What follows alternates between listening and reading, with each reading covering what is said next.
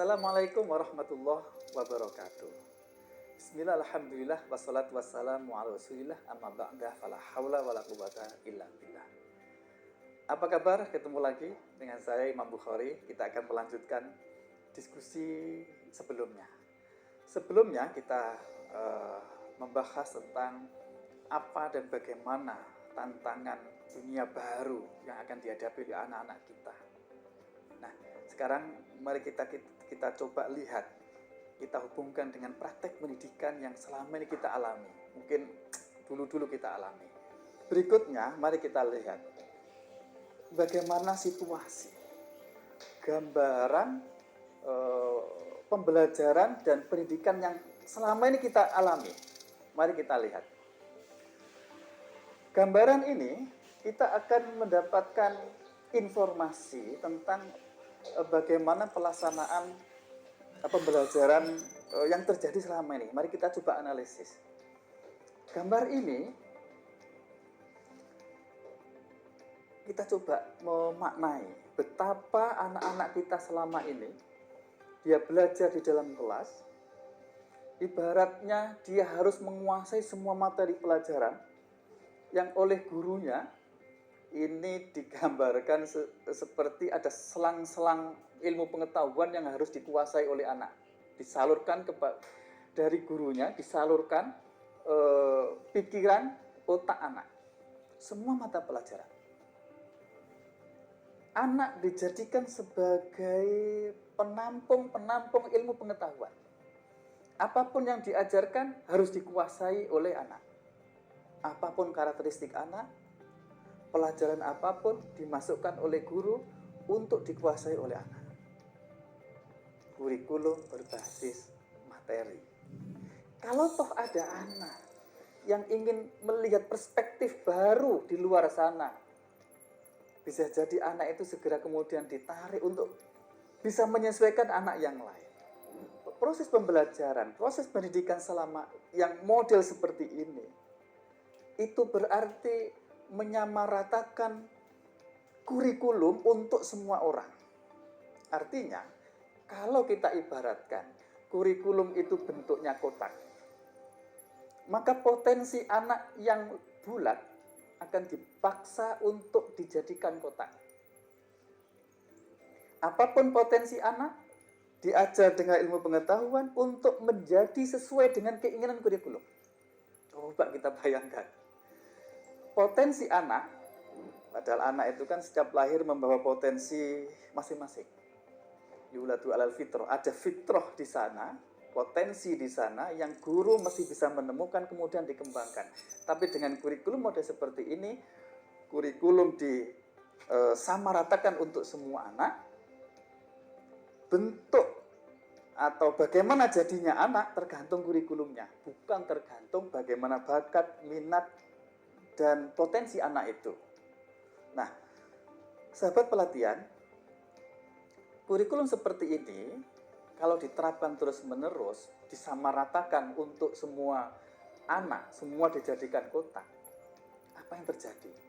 Yang terjadi adalah justru potensi yang mestinya itu berkembang dalam diri anak dipotong, akhirnya kemudian bisa lemah dan akhirnya mati. Kemudian jadi apa kemudian anak kita? Potensi yang semestinya dengan kurikulum itu bisa dikembangkan potensi dalam diri anak yang semestinya dengan kurikulum bisa dikembangkan, karena sistem kurikulumnya disamaratakan, potensi itu justru tidak berkembang dan akhirnya mati.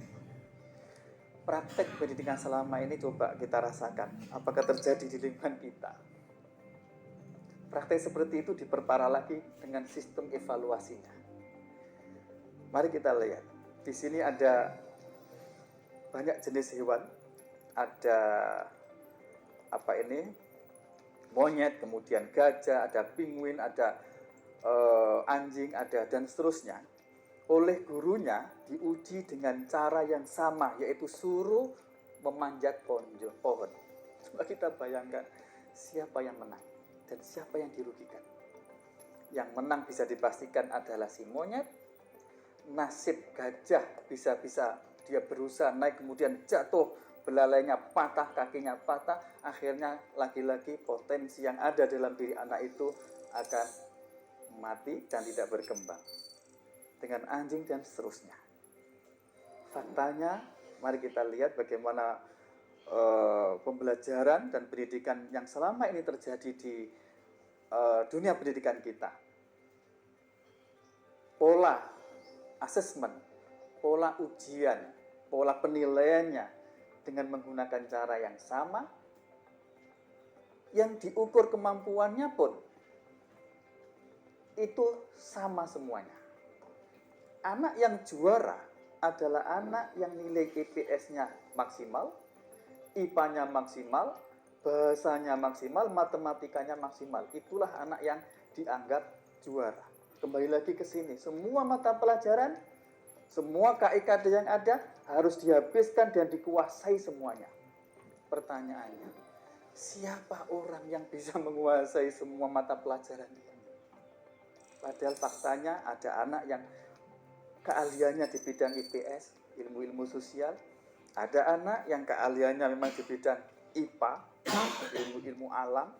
Ada anak yang keahliannya di bahasa, ceramah pinter, mengarang, menulis dan seterusnya pinter sekali, tapi IPA nggak begitu kuat. Ada anak yang matematikanya jos, tapi di bidang IPS-nya mungkin lemah. Tapi dengan kurikulum model seperti ini, semuanya harus nilainya maksimal. Semua pelajaran harus dikuasai, dan siapa yang paling menguasai, itulah yang dianggap juara satu. Dan yang mengherankan lagi, yang juara itu hanya satu. Artinya apa? Ketika ada anak yang ingin mendapatkan juara satu, dia berusaha maksimal. Pertanyaannya, apakah anak yang juara satu itu akan rela digeser oleh temannya sendiri yang asalnya juara dua? Tentu tidak rela. Maka yang terjadi adalah saling sikut, saling tendang, saling jegal. Kalau dia direbut posisi di sini, segera dijegal dan akan jatuh lagi. Artinya apa, sahabat-sahabat semuanya? Artinya sistem pendidikan kita mengajarkan atau membentuk anak-anak kita punya karakter untuk tidak berbagi kepada orang lain, untuk saling bersaing dengan orang lain, untuk saling menjegal, saling dan seterusnya. Sobat pelatihan yang berbahagia, coba kita pikirkan. Bagaimana kalau sistem pembelajaran, sistem kurikulum, sistem pendidikan kita seperti ini kita biarkan? Apa yang terjadi? Anak-anak kita akan stres. Betapa anak-anak kita saling jegal, saling saing dan seterusnya, stres jadinya. Kurikulum model seperti ini hanyalah akan menciptakan manusia-manusia robot, manusia-manusia yang mekanik, yang tidak memiliki jiwa, memiliki karakter yang kuat untuk siap menghadapi tantangan di abad 21, di mana tantangan abad 21, tantangan kehidupan ke depan itu luar biasa. Sekarang saja begitu banyak jenis pekerjaan, jenis profesi yang dulu belum kita bayangkan dan ternyata sekarang ada. Bisa jadi sekarang ini ada sesuatu yang belum pernah kita bayangkan. Ternyata nanti kelak kemudian hari muncul sebuah profesi baru. Kalau anak-anak kita sekarang tidak kita siapkan dengan sistem pembelajaran yang tadi, sistem pembelajaran yang membentuk kepribadian, membentuk karakter, membekali keterampilan yang mendasar. Saya ulangi lagi, keterampilan yang mendasar, bukan kemampuan-kemampuan untuk menampung ilmu pengetahuan. Kurikulum itu mestinya adalah kurikulum yang membentuk manusia, bukan kurikulum yang menjadikan manusia sebagai penampung ilmu pengetahuan.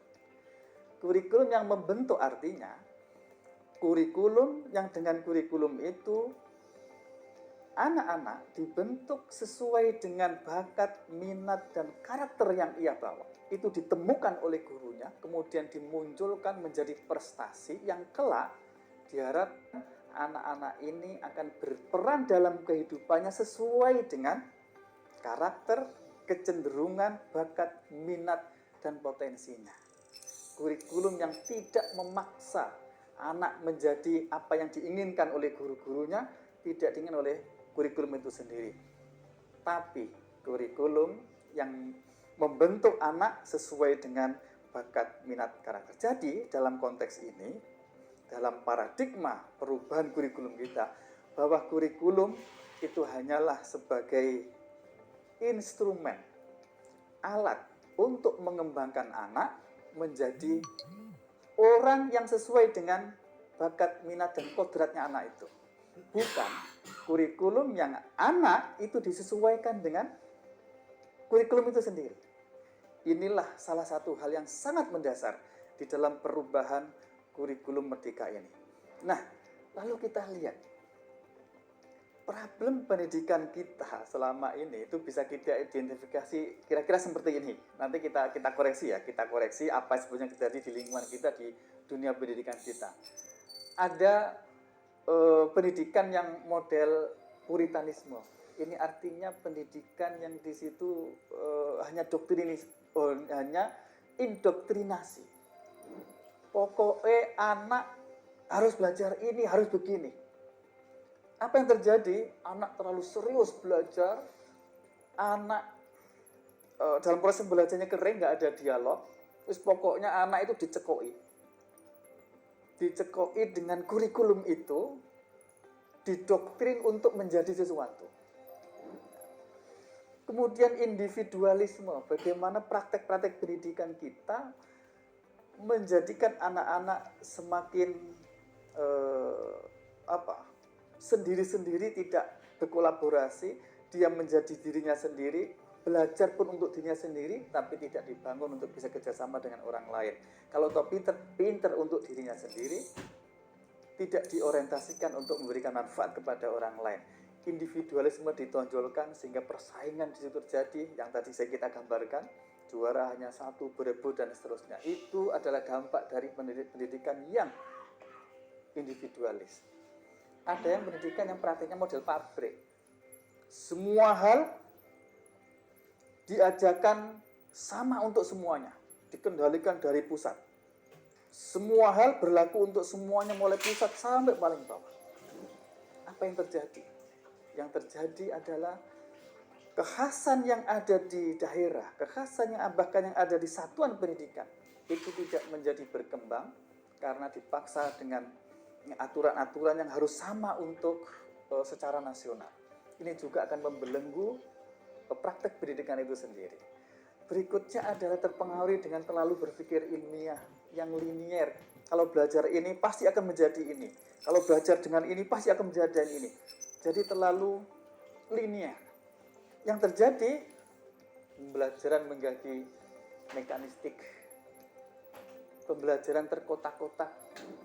Padahal dunia pendidikan untuk menjadi apa, itu variabelnya banyak sekali. Variabelnya bisa ditentukan dari aspek sosial, aspek emosi, aspek dan seterusnya.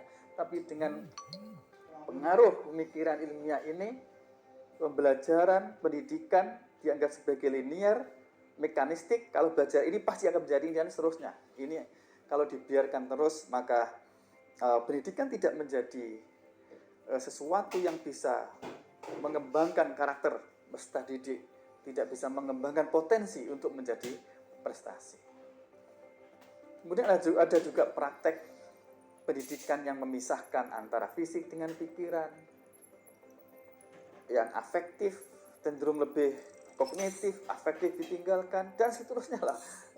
Ada pemisahan-pemisahan di sana, ada sesuatu dianggap paling penting mengalahkan yang lain. Padahal manusia sebagai manusia itu punya dimensi yang banyak, dan dimensi-dimensi itu harus dikembangkan secara bersama-sama sehingga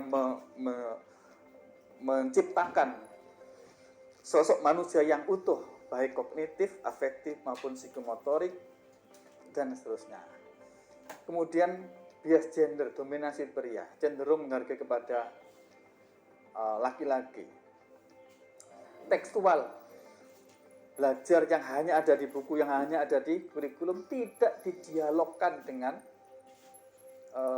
kondisi lokal, tidak didialogkan dengan situasi yang berkembang di masyarakat, tidak didialogkan kurikulum dan pembelajaran, tidak didialogkan, disesuaikan dengan situasi kondisi yang dialami oleh peserta didik kita. Praktek pendidikan seperti ini merupakan problem dalam dunia pendidikan kita. Karena itu sekali lagi mau nggak mau mesti harus ada perubahan yang mendasar di dalam pengelolaan kurikulum, pembelajaran, dan pendidikan secara umum. Nah, sobat pelatihan yang berbahagia,